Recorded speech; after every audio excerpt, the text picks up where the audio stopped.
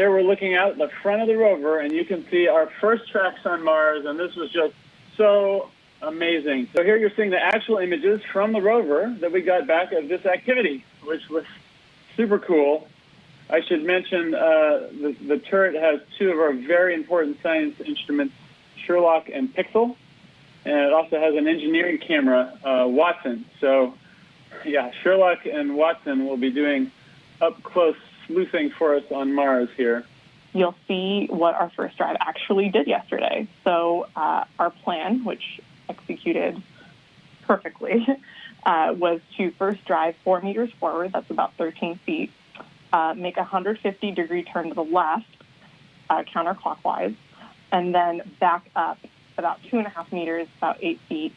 And then during that drive, we took a pause to image the touchdown contact patch on the tires. So where the tires made contact, or the wheels, I should say, where the wheels made contact with the ground when we landed.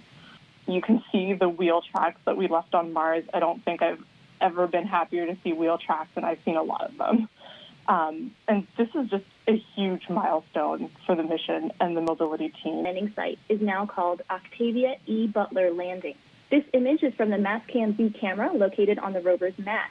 It shows a flat, light-toned rock on the right side of the image on which we targeted the very first observation from SuperCam, one of the rover's instruments for analyzing the composition of rocks at the surface.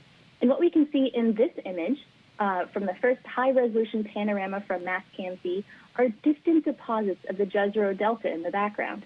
The rocks in the foreground may be similar to those in and around the rover's landing site, but I'd like to call attention to the rocks in the mound in the background. This is about 1.5 miles away from the rover. From the landing site, which is the white dot there, we're considering 2 options to get to the Delta, a clockwise path and a counterclockwise traverse that you can see here in blue and purple.